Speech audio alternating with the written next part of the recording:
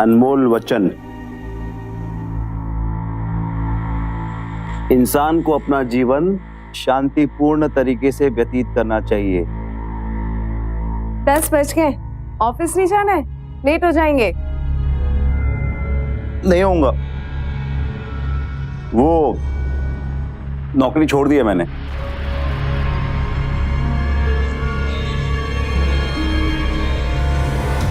ये लीजिए आपका टिफिन।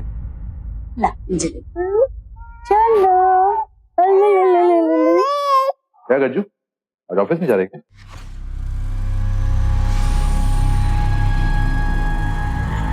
वो एक्चुअली कल मैंने पता है इस बार भी नौकरी को लात मार दी। गज्जू तुम साल में 8 महीने घर पे बैठे रहते हो, बचे 4 महीने, 10 नौकरी छोड़ चुका। ऐसा कब तक चलेगा? भाई साहब, मुझे भी कोई नौकरी छोड़ने का शौक नहीं है, और इस बार तो मेरी कोई गलती भी नहीं थी। वो मेरा बॉस ही बड़ा बदतमीज है।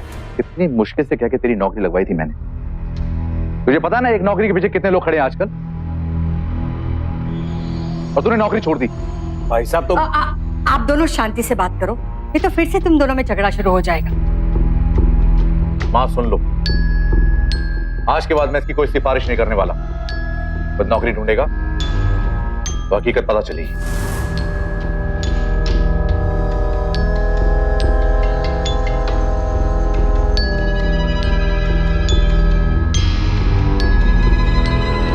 गज्जू, बड़ों की बात का बुरा नहीं मानते, वो तुम्हारे भले के लिए ही समझा रहा था ना। खूब जानता हूं कितना भला चाहते हैं मेरा।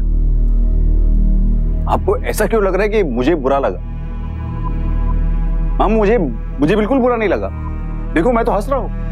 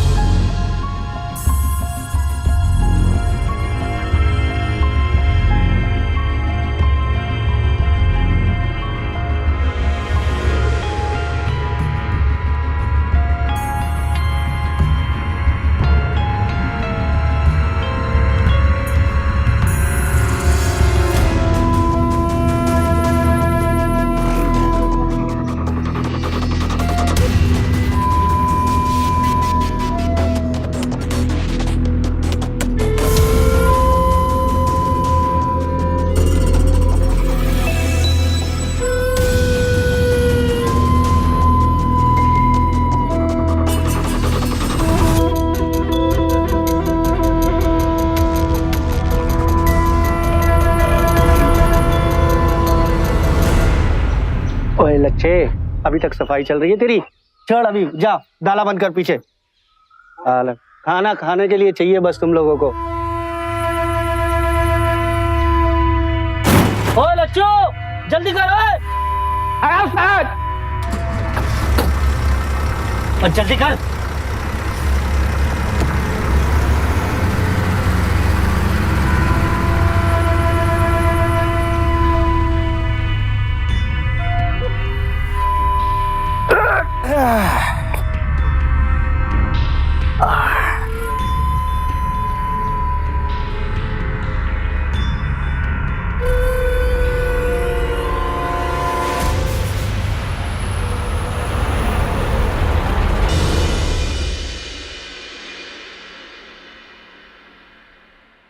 आरव, आरव कहाँ गए? आदित्य, ये लो तुम्हारा टिफिन। भाभी, अरे भैया, मैंने सुना आपने फिर से जॉब छोड़ दी। तेरी जॉब तो नहीं छूटी है ना?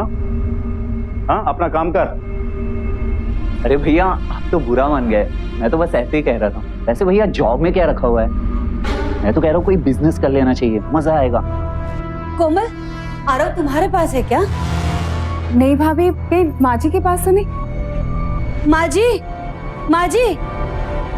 जी, आरव आपके कमरे में है क्या?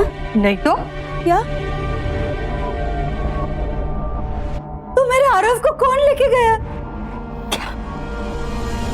जब मैं सोई थी तब मेरे पास में ही था, और जब उठी तब नहीं था वहाँ। मेरा आरव नहीं मिल रहा है। मैं जब घर आ रहा था तो भिखारिन घर से बाहर जा रही थी। क्या? माँ कहीं वो भिखारिन तो आरव को। आरव! आरव! भाभी भाभी आप रुकिए, मैं देखता हूँ। मैं अपने भतीजे को कुछ नहीं होने दूंगा। आदि तू संभालिए। हाँ भैया। आरव! बाबू, ऐसे कैसे बेहोश की तरह सो रही थी? नाक के नीचे से बच्चा चला गया और तुम्हें पता ही नहीं चला?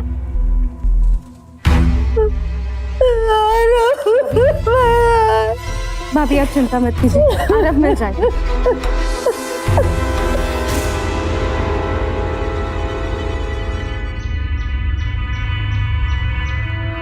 चाय पिलाए?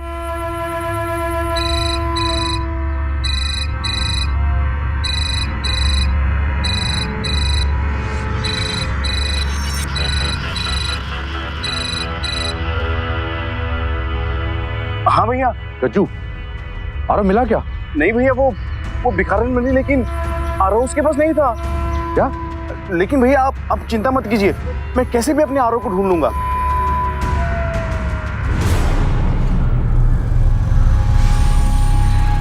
बड़ा आया, 10,000 की जॉब दिला के एहसान झाड़ रहा था। सिंचाई हुई कि नहीं? अरे तो बोलना।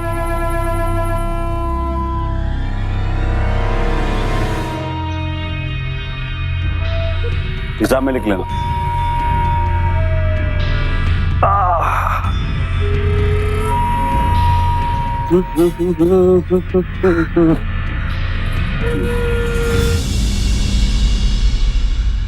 जिस इंसान की बुद्धि भ्रष्ट हो गई हो, उसे सही गलत का कुछ ज्ञान ही नहीं रहता। वो अपना भला चाहने वाले के साथ ही बुरा कर जाता है। इसलिए कहते हैं कि मूर्ख को पैसे दे दो, लेकिन कभी ज्ञान मत दो।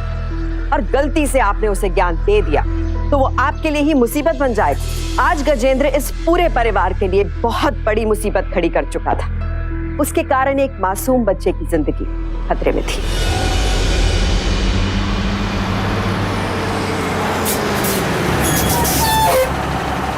जाओ गाड़ी खाली करने।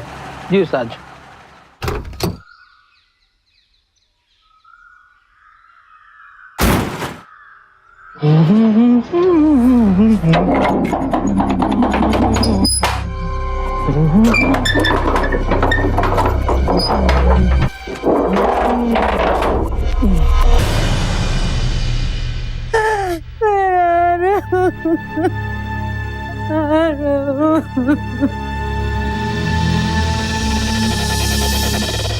माँ, मुझे तो लगा कि वो भिखारन यहां से कुछ मांग के ले जा रही। मैं दूर से आ रहा था, उसे सिर्फ पीछे से देख पा रहा। अगर आरव उसके हाथ में दिखता तो मैं थोड़ी ना उसे जाने देता।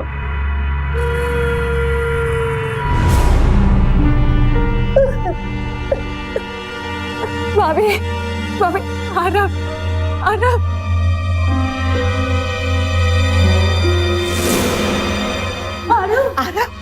आरव बेटा, आरव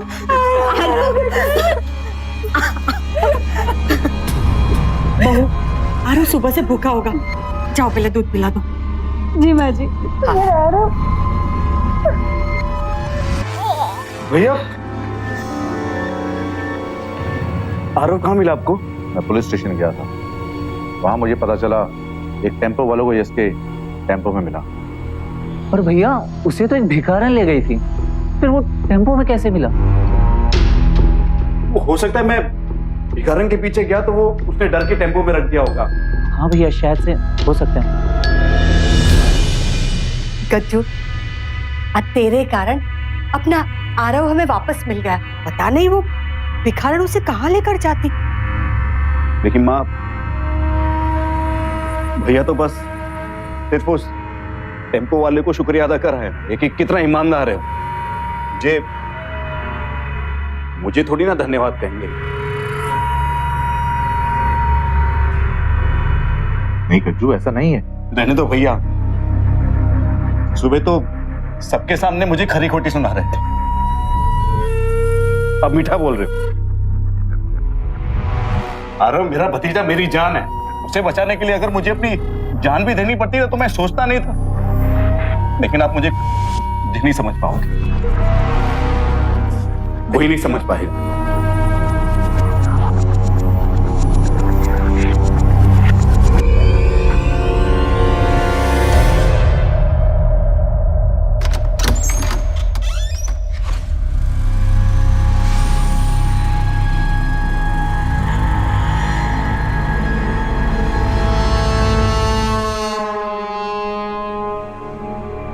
आज आपने सच में बहुत बड़ा काम किया। लेकिन अब भैया ये बात कहाँ समझ पाए? आप ऐसे क्यों कह रहे हैं? वो भी तो आपसे कितना प्यार करते हैं। कोमल, कोमल तुम बहुत भोली हो, तुम उन्हें जानती नहीं हो। सुबह कैसे बोल रहे थे कि जॉब ढूंढना बहुत मुश्किल है, लेकिन बच्चे को ढूंढने में सबकी जान निकल गई। अगर मैं नहीं होता ना तो अपने आरव को भी भिखारी बना दिया था उस औरत ने। गज्जू, कोमल, बाहर आ जाओ। देखो तुम्हारे जीजी और जीजा जी आए हैं। लीजिए। ये लीजिए। लो बेटा। पायल, तुम ना दरवाजा बंद रखा करो। क्या है ना माँ, आजकल किसी का भरोसा नहीं कर सकते ना। अरे भाई छोड़ो ये सब, वो कहते हैं ना कि अंत भला तो सब भला। अब सब कुछ ठीक हो गया तो फिर क्यों। बिल्कुल सही कहा जीजा जी आपने। अरे आइए साले साहब। कैसे दीदी? बिल्कुल ठीक है। नमस्ते दीदी। सुना है फिर से नौकरी छोड़ दी? ये नौकरी छोड़ने का कोई वर्ल्ड रिकॉर्ड बना रहे हो क्या?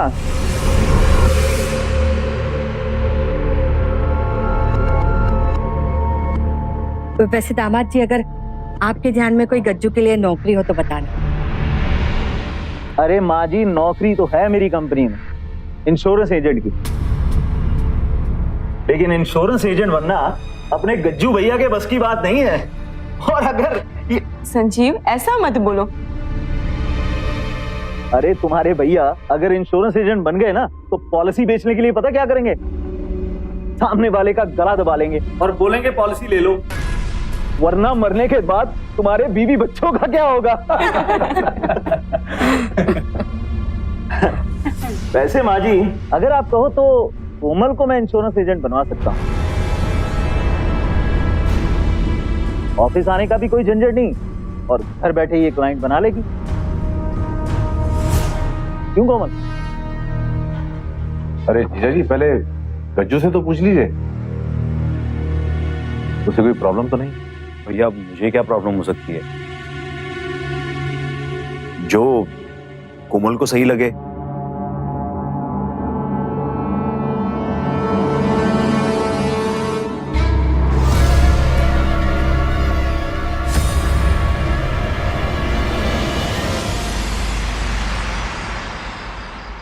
और जीजा जी, गाड़ी संभाल कर चलाइएगा प्लीज।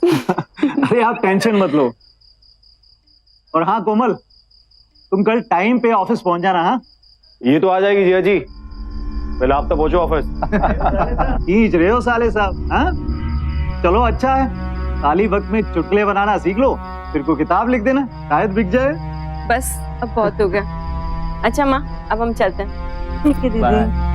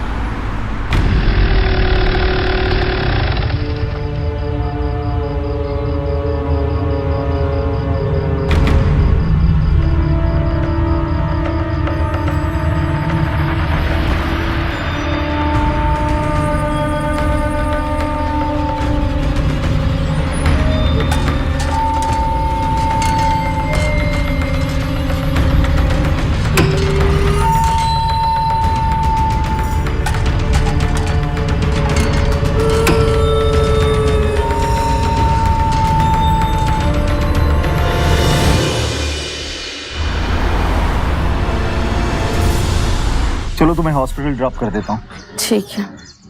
संजीव, तुम्हें लेट तो नहीं हो जाएगा ना ऑफिस में? अरे टेंशन मत लो बाबा, मैंने ऑफिस में फोन करके बोल दिया है कि मैं बीवी को हॉस्पिटल में ड्रॉप करते हुए आऊंगा। अब बैठ जाओगी ना? हाँ। चलो।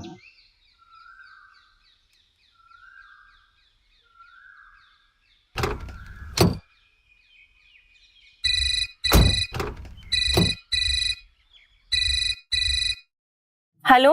हाँ दीदी, जिया जी ऑफिस गए? हाँ गजू भैया, वो बस ऑफिस निकल ही रहे, मैं भी उन्हीं के साथ हूँ। अच्छा भैया, कोमल इनके ऑफिस जा रही है ना आज? हाँ वो निकल ही रही है, इसीलिए फोन किया था। अच्छा ठीक है भैया, बाय।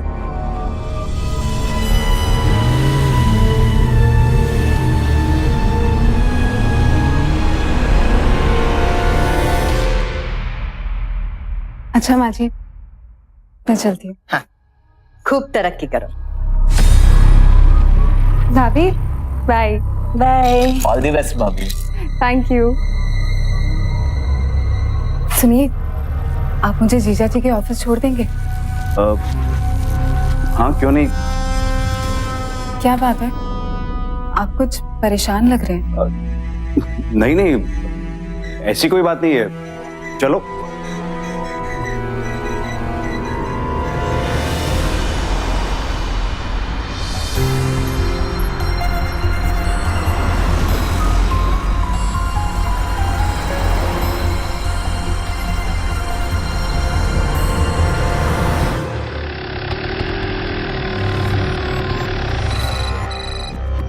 क्या हुआ, बाइक क्यों रोक दी?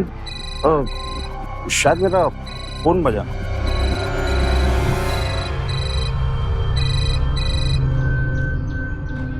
हाँ दीदी।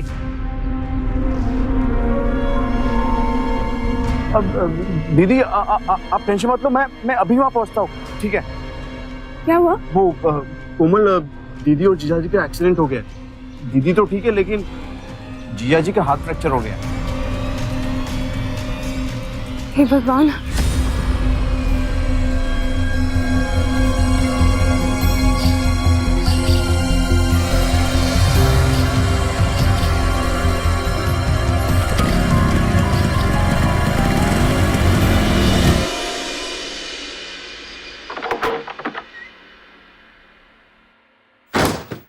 कोमल, क्या सोच रही हो?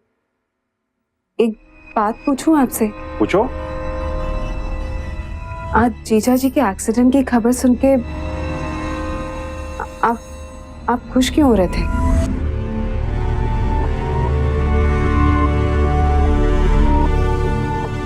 क्या आपको ये बात अच्छी नहीं लगी कि वो मुझे जॉब ऑफर कर रहे हैं? अरे कोमल, मुझे क्या प्रॉब्लम हो सकती?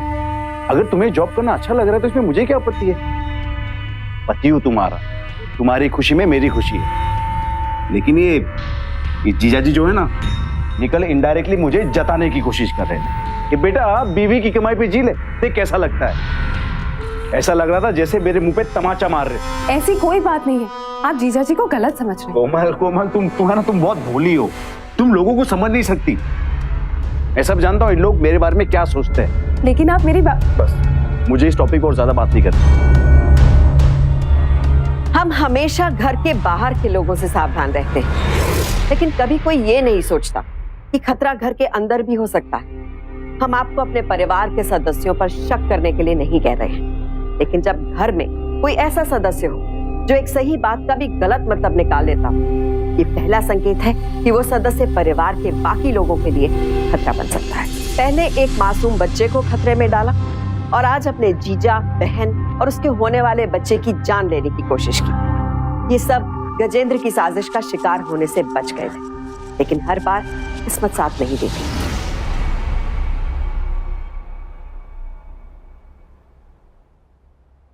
आदित्य, तुम फ्रेश हो जाओ, मैं तुम्हारे लिए खाना गर्म करती हूँ। अरे भाभी रहने दीजिए, आप जाइए सो जाइए, मैं खुद लेके खा लूंगा। आदित्य, रोज रोज एक ही डायलॉग क्यों बोलते हो?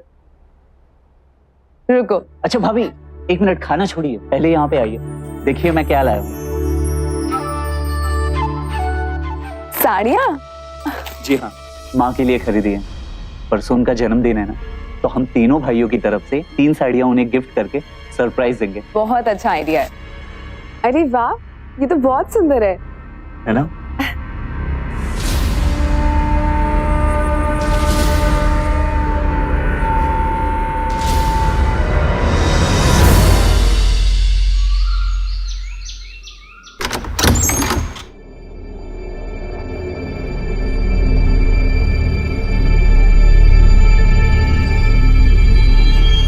कोमल, ये साड़ियाँ कहाँ से आई? वो आदित्य लाया है। क्यों? माँ का जन्मदिन है ना, तो 3 साड़ियाँ 3 भाइयों की तरफ से एक एक। 3? लेकिन यहाँ तो 4 साड़ी है। 4?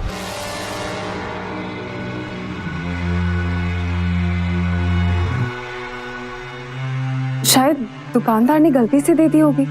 हाँ, यह हो सकता है कि एक तुम्हारे लिए लाया हो। मेरे लिए लाता तो बताता ना। अब वो उठेगा ना तो मैं पूछती हूँ। ठीक।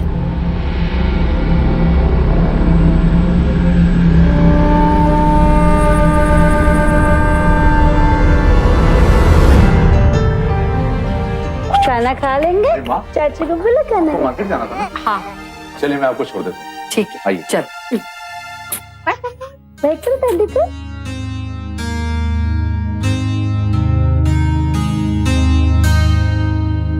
आदित्य, तुम्हारी कॉफी। थैंक यू भाभी।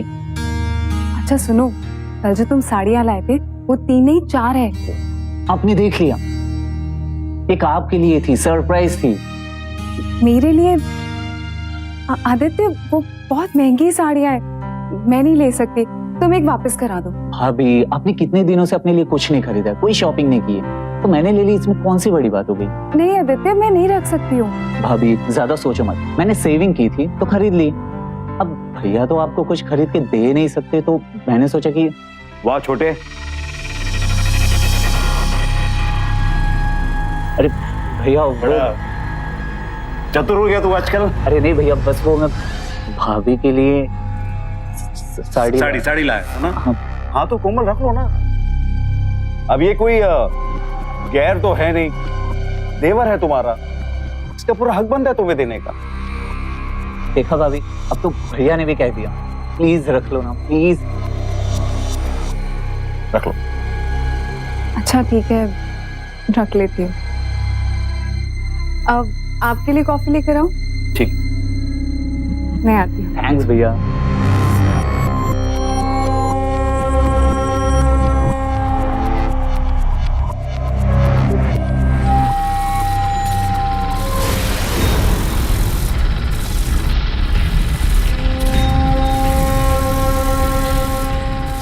भैया ऐसा दाल बनाया है ना, कोई भी गोश्त काटो मक्खन की तरह कट जाएगा। इंसान का भी। डरो मत, तुम्हें नहीं काटूंगा। रखो।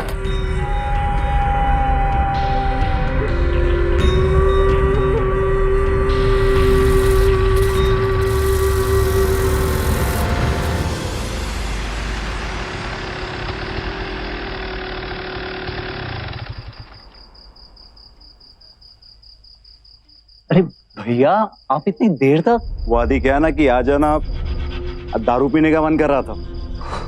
मैंने पूरी तैयारी करके रखी है, सिर्फ तेरा इंतजार था। क्या बात कर रहे हो भैया? हाँ ठीक है भैया, चलिए।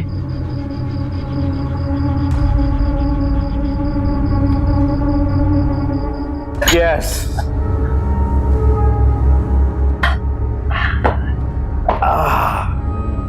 सच को वादी, भाई हो तो तेरे जैसा हो, वरना ना। भैया आपको चढ़ गई है। तभी दिल का गुबार निकल रहा है। अरे प्यार ने।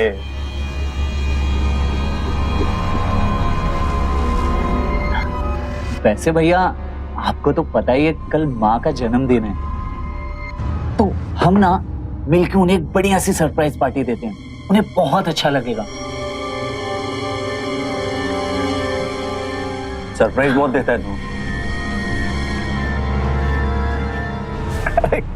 अरे मजाक कर रहा हो रे तू। अरे तेरा तो ग्लास खाली है। अरे भैया अरे पी पी। बस अरे भैया, अरे बस। P P P.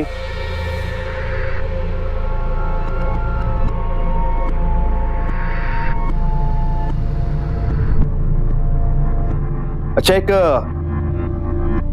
बात बता, तेरी तो इतनी अच्छी जॉब है, अच्छे पैसे कमाता है, शादी क्यों नहीं करता? अब लो भैया, इसमें भी मेरी गलती।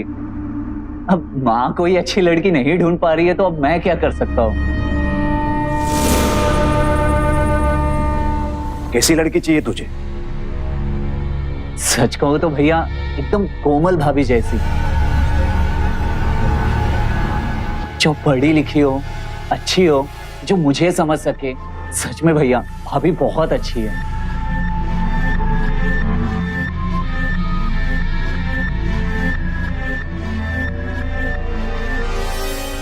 तभी तो उसका इतना ध्यान रखता है, उसके लिए साड़ियां लेकर आता है।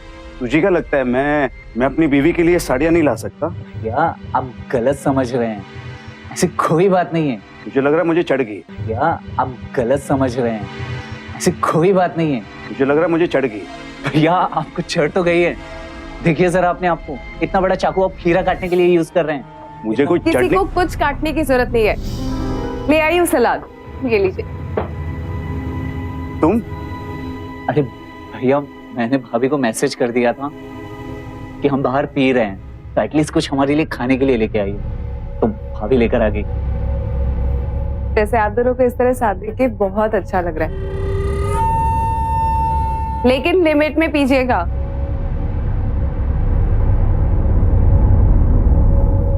अरे ये चाकू यहाँ है, सुबह से ढूंढ रही हूँ उसे।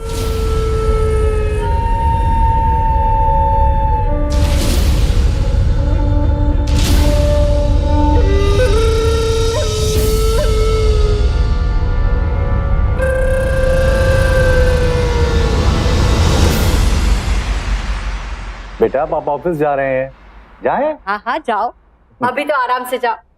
आ रहा हूँ, जब 1-2 साल का हो जाएगा तब तुम्हें जाने नहीं देगा।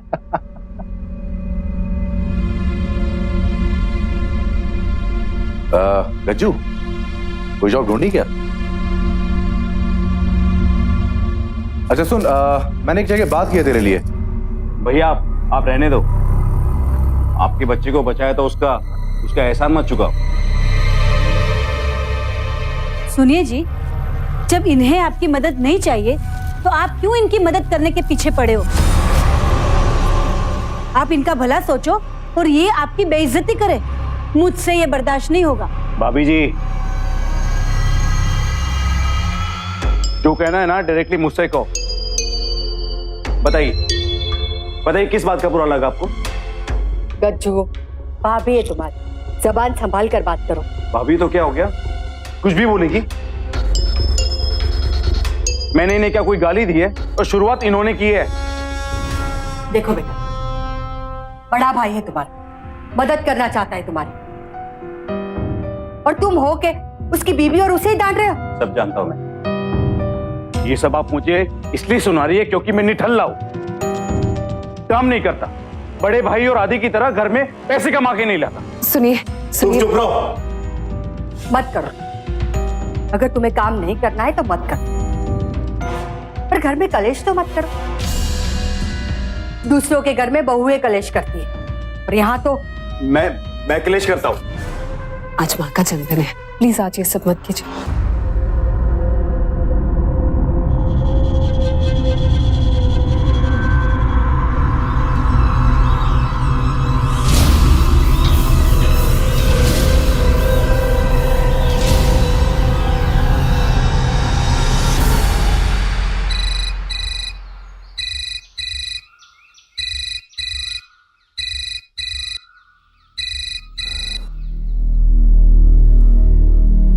मुझे नहीं मनाना कोई जन्मदिन। मना कर दो दामाद जी और रोशनी को कि यहाँ ना आए। माँ, गज्जू भैया की बात का बुरा मत माना करो, उनकी तो आदत है ऐसा करना। रोशनी दीदी भी आएगी और जीजा जी भी। और आपका जन्मदिन हम सब मिलके बड़े ही प्यार से मनाएंगे। माँ प्लीज। मान जाओ ना माँ जी।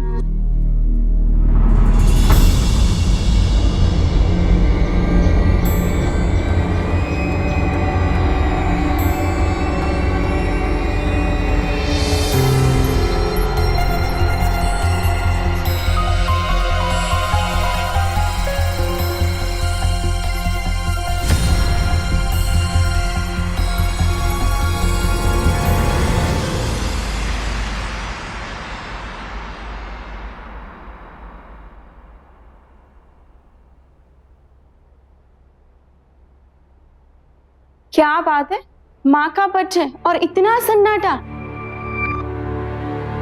अरे नहीं दीदी, ऐसी बात नहीं है, हम तो आप ही का इंतजार कर रहे थे। आइए बैठिए। और आपके साथ साथ मेरा भी इंतजार हो रहा था। अरे साले साहब,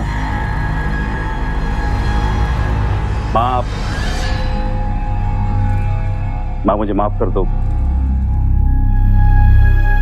सुबह पता नहीं मुझे क्या हो गया था, मैंने सबका दिल दुखाया। भाभी, अपने देवर को माफ कर दो। भैया सॉरी, गज्जू ऐसी कोई बात नहीं, बात तो भी बाकी है भैया।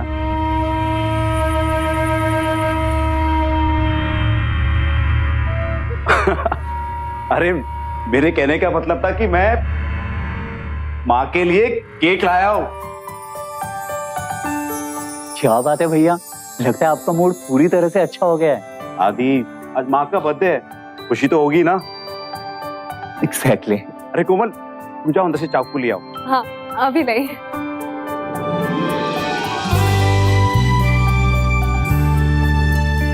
यार केक तो काफी अच्छा है। Thank you. और जिया जी, हाथ का दर्द कम हुआ या अभी भी पेन किलर लेने पड़ रहा है? अब दर्द होगा तो पेन किलर तो लेना पड़ेगा ना साले साहब। हाँ? और नहीं लेने पड़ेंगे, वो आज मैं आपको एक संजीवनी बूटी दूंगा।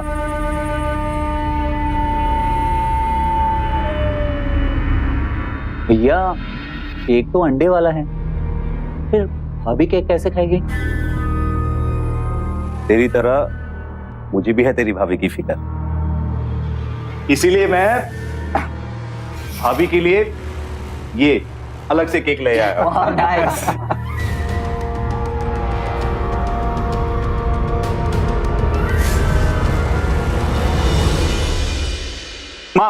माँ, केक काटने से पहले मैं आप सबसे एक बात शेयर करना चाहूंगा।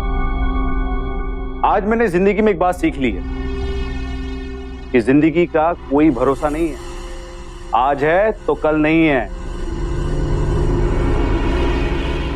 इसीलिए जितना भी जियो, जी भर के जियो। बस तू ऐसा रहे। चलो केक काटते हैं। हाँ happy birthday to you, happy birthday dear मामा, हैप्पी बर्थडे टू यू। आप बताइए।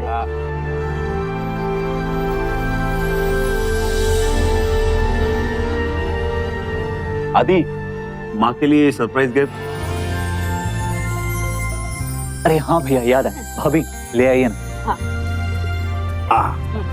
माँ जी, बच्चे को केक मत खिलाइए प्लीज। अरे अभी खिलाने दो ना, आज उसकी दादी का बर्थडे है, थोड़ा सा चख लेगा। नहीं भैया, डॉक्टर ने इसे मना किया है, कोई भी बाहर की चीज नहीं देनी है। ठीक, तुम खा लो।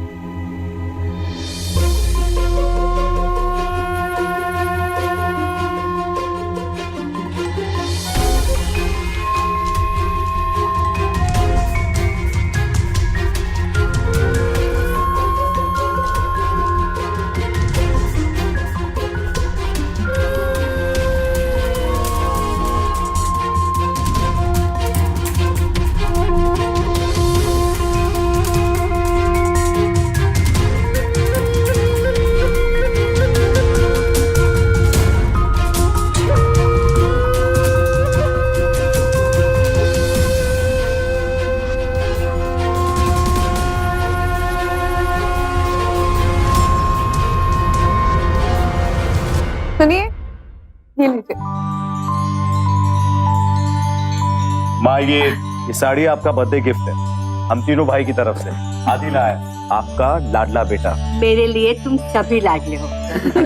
कोमल एक काम करो, हम सबका एक ग्रुप फोटो लो। ये फोटो एक यादगार फोटो बनेगी।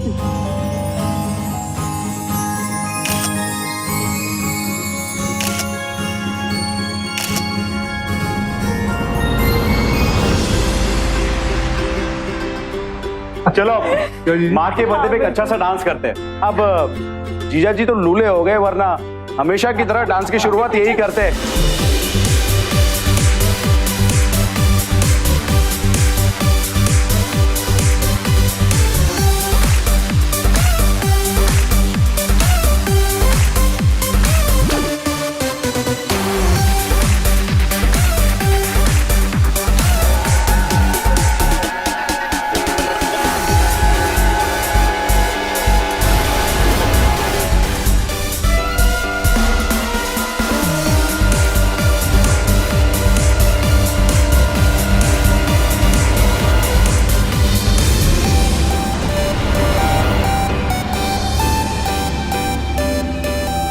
क्या हुआ आपको? भैया रवि, भैया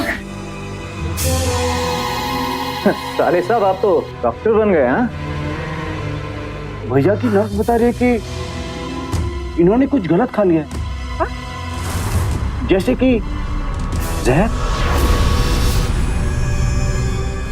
क्या बकवास कर रहे हो? ये खुशी का माहौल है। तुम आपने भी तो वही खाया है और आप सभी ने भी।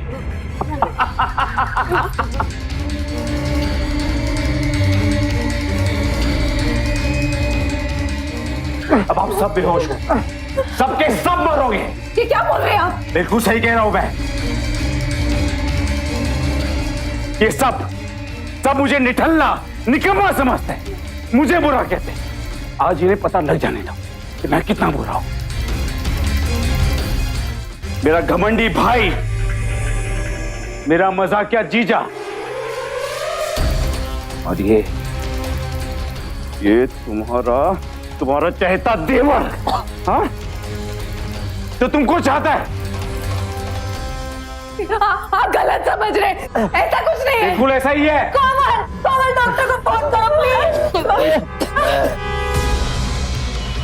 किसी डॉक्टर को बुलाने की जरूरत नहीं है। कोमल, रुको, कोमल, रुको, कोमल नहीं, अब जाइए, भैया को पकड़ो।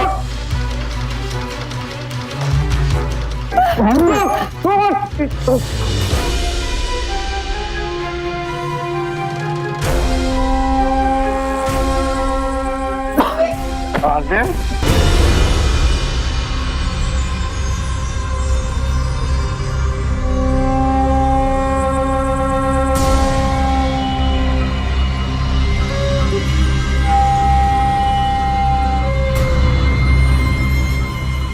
गच्चू, गच्चू, ऐसा पागल मत बन। कोई तेरा बुरा नहीं चाहता। बस माँ, अब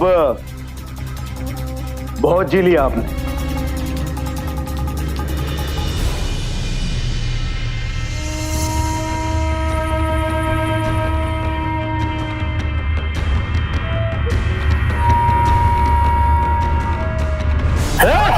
रुक जाओ, पकड़ लो इसे।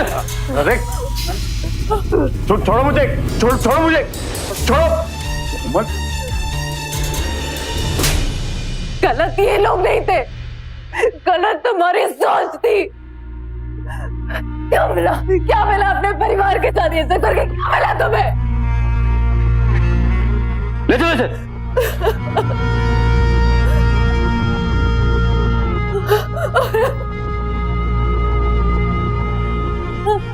हेलो, कंट्रोल रूम, यहाँ पे जल्दी से एम्बुलेंस भेजो। कहते हैं नेगेटिव माइंड ऐसा बॉम्ब है जो खुद के साथ साथ अपने पूरे परिवार को भी तबाह कर सकता है। आखिर कैसी हैवानियत करने की कोशिश की गई थी यहाँ, और क्यों? सिर्फ इसलिए क्योंकि परिवार के लोग भला चाहते थे। और इसलिए कुछ कहते थे, समझाते थे। कोमल की कोशिशों के कारण आज इस परिवार के सभी लोगों की जिंदगी तो बच गई, लेकिन गजेंद्र के कारण उन सभी के दिलों में हमेशा के लिए एक ऐसा जख्म बन गया जो कभी मिट नहीं सकता। एक परिवार में जब सब मिलजुल कर एक साथ रहते हैं तो कई बार ऐसे मौके आते हैं जब एक दूसरे से कुछ मतभेद हो जाते हैं, लेकिन जब कोई अपनी नेगेटिव सोच के कारण इन छोटी छोटी बातों का बदला लेने लगे, साजिशें करने लगे, तो ऐसे सदस्यों से सावधान हो जाइए, क्योंकि सावधानी आपकी सुरक्षा आपकी। तो सावधान